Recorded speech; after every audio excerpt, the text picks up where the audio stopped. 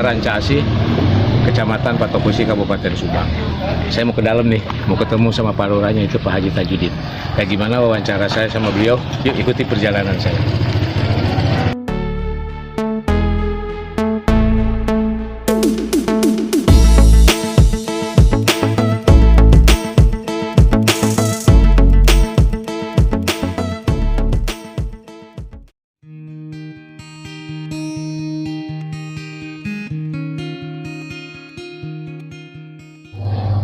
Assalamualaikum warahmatullahi wabarakatuh. Selamat pagi pemirsa. Saat ini saya sudah berada di Desa Rancasi, Pak ya. Desa Rancasi, Kecamatan Patok Besi, Kabupaten Subang, Jawa Barat. Saya sudah bersama Pak Kepala Desanya nih. Pak, saya mau ngobrol nih Pak, mau nanya-nanya Pak tentang Desa Rancasi. Ini dengan Pak Lurahnya ini langsung nih pemirsa, yaitu Pak Haji Tajudin Nirwan nih Pak ya. Pak, ini desa berkembang, desa maju, atau desa mandiri, Pak? Desa Rancasi termasuk desa berkembang. Desa berkembang. Ini udah berapa tahun, Pak? Saya menjabat 3 tahun, jalan 4 tahun. 3 tahun, jalan 4 tahun. Berarti periode pertama, Pak ya? Insya Allah, Pak, bisa 9 tahun nanti, Pak. Amin. Kalau berkehendak Allah. Melihat dan mendata dari perkembangan profil desa, Ya. semenjak saya menjabat Kepala Desa Rancasi dari awal 2019. Pertama, jumlah penduduk Rancasi jiwa usik sekitar 5.600, mungkin sekarang nyampe lah 5.600. Rata-rata penduduk 80% petani, sekitar 18 pedagang, terus sisanya itu ada PNS atau mungkin guru dan sebagainya. Namun mayoritas petani. Misi dan visi saya sebagai kepala desa dari awal, pertama ingin membangun Desa Rancasi mulai dari infrastruktur, dari keagamaan. Yang terpenting akan kami ini dari akhlak, dari bukti. Karena sesuai dengan panutan kita Rasulullah SAW, kami dipercaya juga oleh pemerintah untuk pembangunan. Hampir 65% pembangunan di tahun kami menjabat ini sudah mulai, alhamdulillah, tinggal 30%. Itu infrastruktur jalan berarti, Pak? Itu. Berarti jaring, jampaknya udah banyak.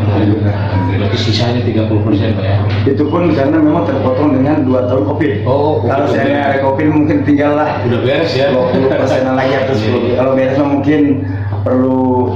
Jadi gini, kalau membangun itu kayak membangun rumah. Iya. Dikatakan beres itu pasti ada aja yang Ada. Biasanya udah beres ini balik muter tuh. Pemeliharaan biasanya. Nah, kemudian Pak, kesiapan Desa Rancasi sendiri ada nggak Pak untuk dijadikan tempat destinasi wisata ini, Pak?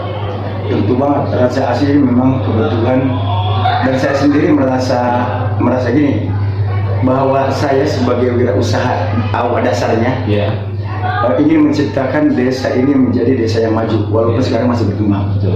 Desa maju ini bisa dikatakan maju, pertama memang dari pendapatan per kapita penduduknya sendiri. Nah, kalau melihat dari ekonomi hanya pertanian, banyak sulit untuk berkembang dan pecah. Maka dari itu, kebetulan di Rancasi ada 3 situs. Pertama, situs Keramat Mengati Mbah Dalam Mulyanaya. Yang kedua, Nyironggeng, ini Haja Siti Fatimah. Yang ketiga, Bapak Tua. Dan ini ketiga ini sudah berkembang atau sudah berjalan semenjak saya lahir. Sudah lama lah. Betul, sudah lama. Nah, sejarahnya sudah berkembang. Namun karena mungkin keterbatasan beberapa hal, jadi masih tetap seperti ini. Mudah-mudahan di ke depan, pertama diawali dengan jalan yang alhamdulillah dari Rancabango sampai ke Rancasi cuma 3 menit sekarang, belum hampir setengah jam, 1 jam. Terus yang kedua, promosi dengan media. Terus mungkin link yang akan saya sambungkan dengan berbagai elemen-elemen yang bisa mengetahui bagaimana situs yang ada di sini. Terus kemudian untuk destinasi pariwisata yang lain di Rancasi ini ada namanya Rawa. Rawa rawa sepat sebetulnya. Karena memang kalau diatasi secara pemerintahan ini susah. Dalam arti pemerintahan tuh inginnya kan itu disodet. Saya pikir itu tetap susah karena memang kobak, rawa ya. Ketika saya beberapa orang ngobrol yang dikatakan ke pengusaha yang tertarik dengan hal itu, akhirnya bagaimana kalau dibuat ini aja kolam gede, kolam renang atau kolam goes, karena memang itu luasnya hampir 30 hektar. Gede tuh ya. Nah 30 hektar ini lokasinya nyaman. Perbatasan dengan desa Mekarsari, dengan Jati Baru, dengan Duku, dengan Raja Asih, 4 desa, bahkan 3 kecamatan.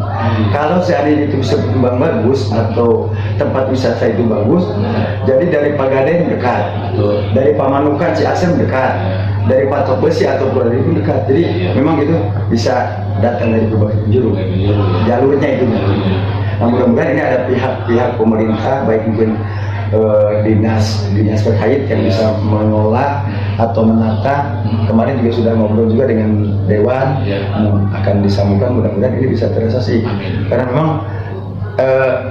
yang bagusnya itu di lingkungan air itu ada pulau. Jadi ada tanah, di tengah-tengah. Kalau dibuat bangunan, kafe atau mobil dan sebagainya, sudah kasih lampu segala macam, kayaknya bagus sekali. Bagus sekali. Yang tinggal bagaimana cara perhatian pemerintah ke destinasi wisata yang berorganisasi. Itu termasuk tadi 3 situs. Itu sendiri, ini Bapak sendiri sebagai kepala desa, welcome nggak orang dari luar, entah itu dari luar daerah, dari luar negeri atau dari daerah manapun, mau investasi gimana nih? Untuk terkait hal semacam itu saya mah ahlan wa sahlan welcome banget. Bahkan saya dengan saudara pun sudah berpikir, tadinya sudah berpikir, namun ketika dipikirkan dengan materi, kita terlalu menjauh dengan dia seperti itu. Ini harus menggandeng atau harus berini dengan pemerintah. Mudah-mudahan dari dinas pariwisata, dinas terkait untuk membangun ini, kayaknya kecil lah kalau untuk pemerintah mah, kecil banget. Namun saya pikir itu bisa akan maju karena apa? Di jalur Pantura ini agak jarang. Kebanyakan kan daerah atas, selatan. Mudah-mudahan bisa tertarik. Nanti bisa juga bikin homestay dan lain sebagainya. Betul, banyak sekali. Kebetulan juga di luasan atau di lingkungan itu memang tanah-tanah masih dianggap asli ya. Tapi itu tanah desa, tanah warga. Dengan warga sendiri nggak problem atau? Problem, malah itu kalau seandainya ini mah banyak yang menawarkan, coba udah carilah investor untuk dibeli, nanti kita kelola. Ayo kita yang sebagai yang di lingkungan akan bantu mengelola seperti apa, maunya seperti apa, bagaimana apa. Berarti tempat luas ya, untuk parkir dan lain sebagainya juga bisa ya. Cukup guys. Nah kemudian yang satu lagi nih Pak, ini kan desa masih desa berkembang ya, tapi kelihatannya saya juga kaget Pak, jalan udah bagus ya.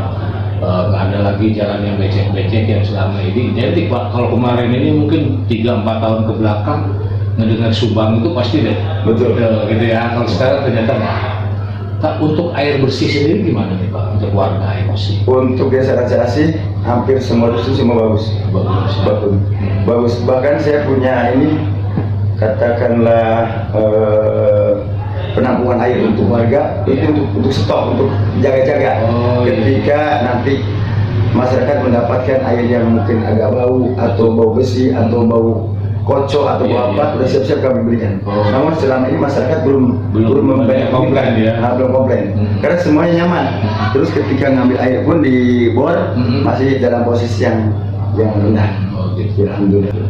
Nah ini Pak, untuk menjaga nanti kan ini destinasi wisatanya jalan, ya, entah itu yang religi ataupun yang destinasi air yang sesuai dengan cita-cita Bapak. Kira-kira oleh-olehnya apa Pak? Karena saya punya bekal, salah satu orang yang selalu mengunjungi tempat-tempat ziarah, baik Mekah, Madinah, Wali Songoan, berbagai bentuk ini. Saya tertarik bagaimana mendesain, bagaimana menciptakan, bagaimana mengajak masyarakat untuk ini sudah kebaca. Namun mungkin walaupun memang ada produk-produk unggulan desa yang ada di sini, juga mungkin ditambah kerajinan-kerajinan, baik kerajinan yang dibuat sendiri di sini maupun kerajinan yang beli dari luar. Ya minimal serupa tapi tak sama. Minimal ini oleh-oleh dari organisasi. Insyaallah itu udah siap. Kalau untuk oleh-oleh sendiri Pak, yang udah ada di mana Pak? Ini di sini karena memang di sini mangga. Kalau nanas kan di sana dodol nanas. Iya, dodol nanas. Wajib nanas. Nah di sini dodol mangga. Wajib mangga. Nah jus mangga. Gitu ya. Terus manisan mangga. Rencana Pak Lurah ini itu ya ke situ ya hari ini pemirsa nih. Jadi oleh-olehnya itu makanannya itu khusus dari mangga ya. Nah, kebetulan pohon mangga banyak. Hampir semua rumah ada. Wow, semua rumah biasa ya. Bahkan namanya pun sudah disetting sesuai dengan desa As. Jadi wajib rasa asih. Dodol rasa asih. Rasa asih itu kan penuh kasih sayang, penuh. Nah, ini yang kalau untuk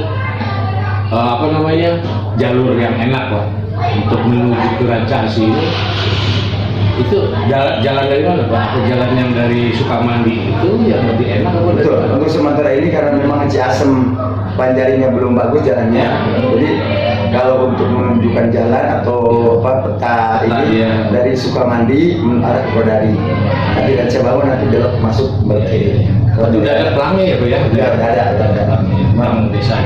Bahkan saya di sini di dua situs ini membuat sejarah kenapa adanya Keramat Mahanti atau itu sudah disusun ditarik ke belakang mungkin berapa ribu tahun yang lalu ketika Wali Songo ada gitu kan. Ternyata memang ada nyangkut ke Syekh Arifin Hidayatullah, adiknya Syekh Syarif Hidayatullah. Kan ada Syarif Hidayatullah, ada Syekh Arifin Hidayatullah, sama-sama ini dari Mesir ya. Ada sangkut paut Mataram? Masih ada. Masih sama. Disebut Manganti juga ini kan tempat menunggu berkumpulnya para penyebar Islam yang ketika ada mungkin serangan atau mungkin waktu itu zaman saya berkumpul di sini nunggu, gitu kan. Nanti pindah lagi ke Subanglarang atau nunggu lagi kaum Banten atau nunggu lagi maju lagi ke daerah Cianjur atau Purwakarta seperti itu. Kalau untuk pusakanya siapa? Kalau pusaka yang percis ininya mah mungkin ada di Kujan ya, di Kujan. Yang jelas dia cerita ada. Termasuk ada makamnya Batu Ampar. Di situ ada Batu Ampar. Jadi batu ini dulu itu diamparin batu sekitar makam itu, setiap hari dia beranak. Jadi namanya Batu Ampar itu bahkan separuh dibuang ke empang. Nanti ketika sore atau pagi lagi udah nambah lagi. Sampai sekarang ada masih ada. Itu kan tadi tentang oleh-oleh Pak ya. Ini kan yang saya pengennya gini Pak, bisa nggak ya Pak kira-kira kalau seandainya ada orang datang yang untuk sementara waktu mungkin destinasi religi mungkin lebih cepat ya, propaganda karena memang kebetulan tempat juga ada ya. Itu kayak semacam desa nggak Pak? Ini kalau Jawa Barat mungkin gampang Pak ya. Ini kalau datang dari luar, misalkan dari Pulau Sumatera, dari Kalimantan, dari Brunei, dari Malaysia, untuk nginep Pak. Nah, gimana? Itu mungkin gini, saya juga di sini kebetulan di daerah saya punya empat rumah saya. Di Ranca Bangun, di Rempong, di sini, di Jumlah, di sini. Untuk hal-hal semacam itu mungkin saya akan berbuat atau mungkin akan saya bangun untuk penginapan atau mungkin losmen atau mungkin apalah semacam itu, yang dimana di situ disiapkan selain tempat tidur, makanan, terus oleh-oleh segala macam disediakan di sini. Karena memang tujuan saya bukan yang datang hanya motor atau mungkin mobil-mobil kecil ya, mobil pribadi, tapi ingin datang ini bis minimal 3/4 gitu seperti itu. Itu kalau untuk bis emang udah bisa, Pak? Udah bisa. Bisa masuk. Udah masuk. Bis besar ya? Iya, bis besar udah bisa karena memang ini masuk. dari kabupaten yang lebarnya 8 meter. Tempat parkir sudah saya setting juga di sana di dekat makam itu akan di setting di dekat SD. Bisa Ya. nampung untuk 20 bis. 20 bis itu bisa ya.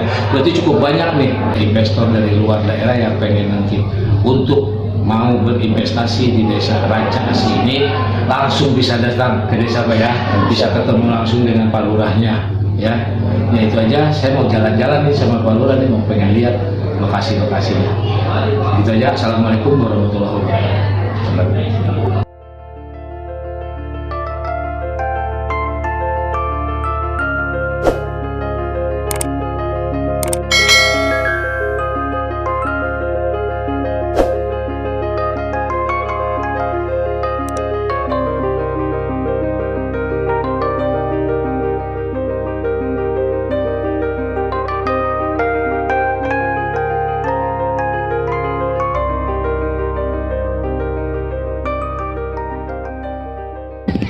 Saya nyampe nih di depan gerbang, yaitu di makam Mbah Dalem Agung warga Nayak.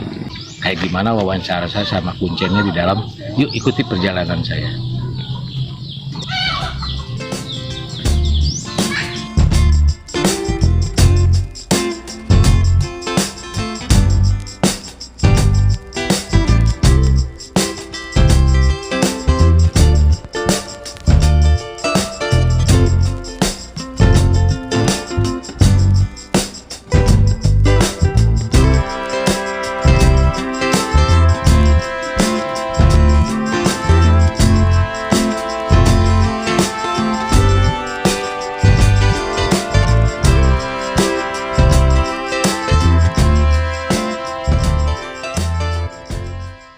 Assalamualaikum warahmatullahi wabarakatuh. Selamat pagi pemirsa. Saat ini saya sudah berada di tempat situs makam Karomat Manganti, yaitu di makam Mbah Dalem Agung warga Nayak. Nah, saya udah sama Pak Kuncennya nih, Pak Haji Ustadz Ajat Sudrajat Pak ya. Pak, saya mau nanya-nanya nih Pak. Ini situs dari semenjak kapan nih Pak? Dari semenjak ketemunya Ya. 1629. 1629. Berarti abad 16 Pak ya? Ya, 1629. Jadi ada yang meminta bantuan ke daerah Cirebon, ke Kasepuhan. Dari Kasepuhan diutuslah Mbah Agung Warganaya sama Mbah Kusangkan. Jadi dibagi dua, yang Mbah Kusangkan lewat jalan darat, yang Mbah Agung Warganaya lewat jalur Pantura.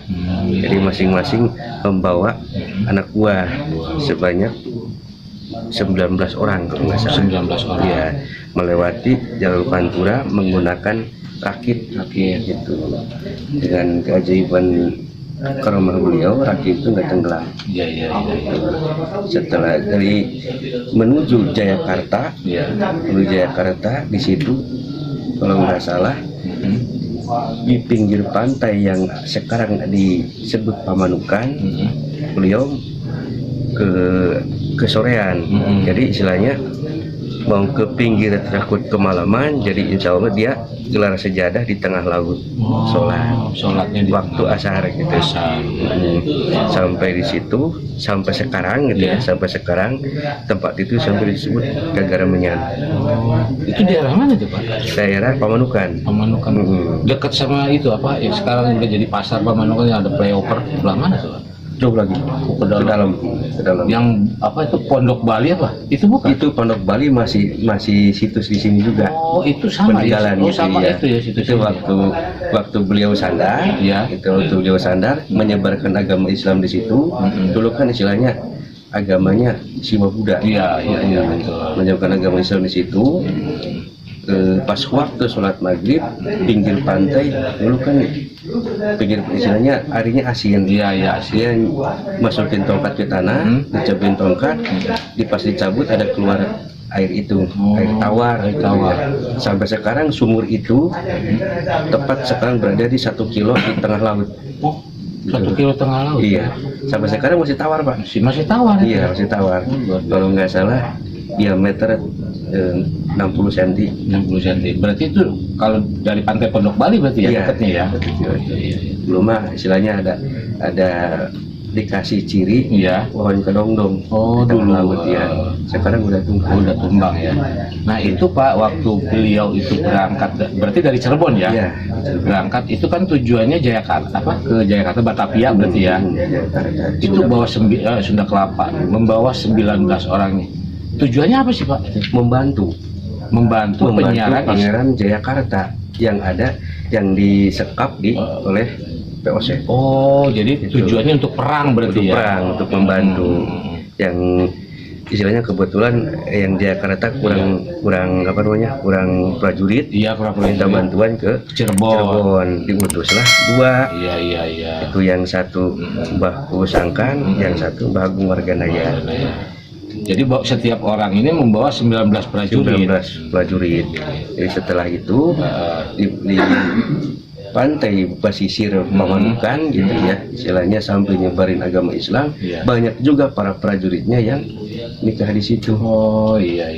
Lama kelamaan tertarik dengan agama Islam, masuklah dengan tujuan satu orang nyebarin Islam.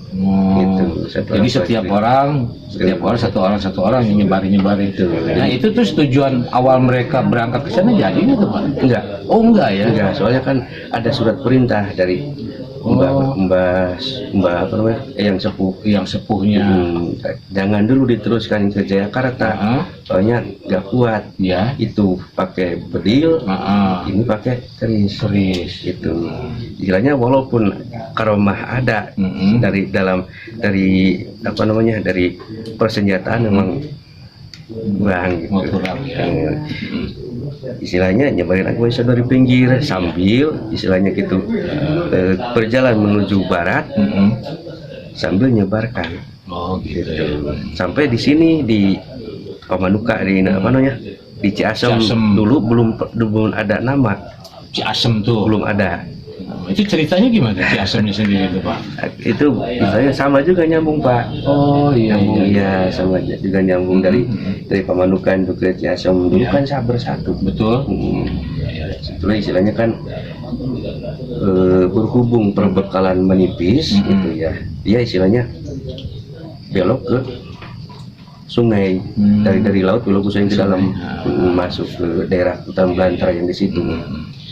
Itu di situ kebetulan ada penduduknya yang belum mengenal Islam sambil penyiaran Islam. Itu istilahnya lama kelamaan bergabung dengan penduduk di situ sampai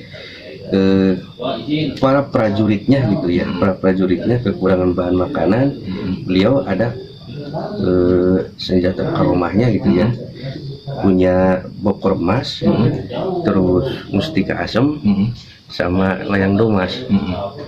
Diambil air di situ, dimasukin mustika itu, jadi yang satu bokor itu bisa pakai minum ratusan orang, bahkan lebih. Luar biasa. Sisanya ada itu sampai lebihnya disatuin lagi ke sungai itu lagi. Sampai sekarang sungai itu disebut Kampung Ciasem. Kampung Ciasem. Nah itu saya dengar kabar juga Pak, katanya ini kan bukan makam ya. Babat terakhir Pak. Oh ini tuh. Babat pertama Purwakarta, babat kedua Banten, babat ketiga ini. Itu katanya namanya ada 13 atau berapa? Iya namanya 13. Apa aja tuh namanya tuh? Kalau semuanya saya istilahnya kurang ini. Iya. Itu yang saya kenal. Pangeran Ciasem, Mbah Agung Warganaya, Pangeran Wanayasa, terus Kibuyut Agung Warganaya sama juga itu juga. Kalau ini Mbah Dalem Agung Warganaya, Mbah Dalem Agung Warganaya, Mbah atau Agung Dalem Warganaya, Pangeran Wanayasa, Pangeran Wanayasa, atau Pangeran Dewa Asmara. Oh, Pangeran Dewa Asmara. Dewa Asmara. Kalau gitu, kalau buat pengasih pelet-pelet kayaknya manjur ya Bang. Disebut Pangeran Ciasem itu. Oh, itu ya Pak ya. Kita kan lihat Asem gimana? Oh iya benar. Dan bisa kalau Anda pengen haji pengasih ini datang. Ya berarti kan itu kan Pak ya. Iya, kan namanya juga kan Pangeran Dewa Asmara kan. Pangeran Dewa Asmara. Terus yang lain nih Pak, ada yang lain Pak mungkin yang Bapak tahu tentang ini. Oh, yang pengurus di sini istilahnya waktu kesininya nggak langsung di sini Pak. Oh enggak. Jadi istilahnya ada surat perintah lagi. Oh, Ada surat perintah lagi harus istilahnya apa, harus menjauhi permukaan laut 5 km. Oh, Itu soalnya kan dulu bibir pantai yang dulu tepat sekarang jadi pasar. jadi pasar Ciasem itu Itu ya. bibir pantai. Bibir pantai betul. Itu. Jadi pas ke sini sudah dibagi tugas semua.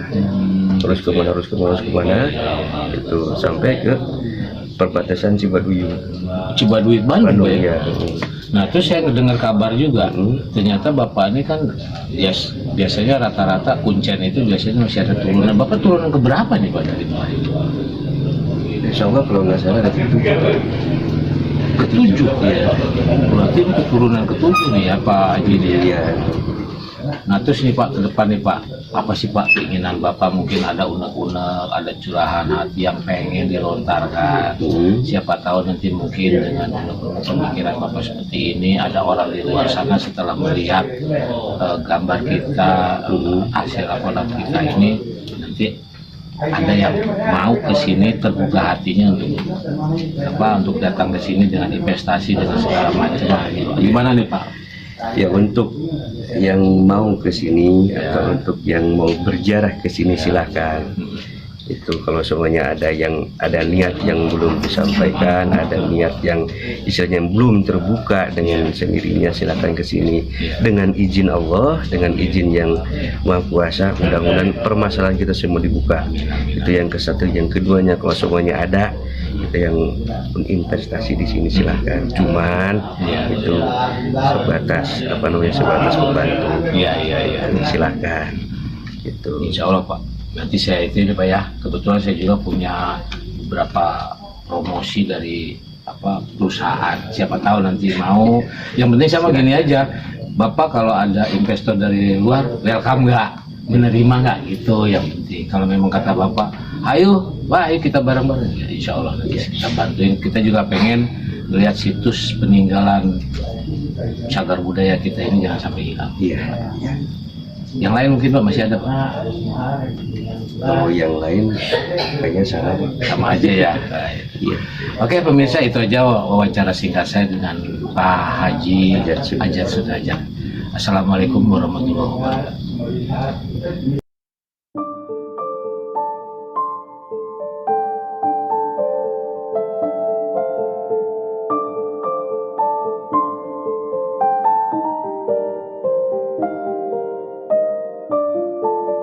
Pengembang Islam katanya dulu ada Belanda ke sini kan.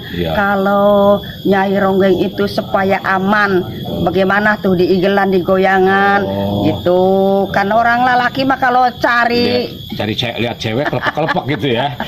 Bener. Biar aman kan. Dulunya katanya.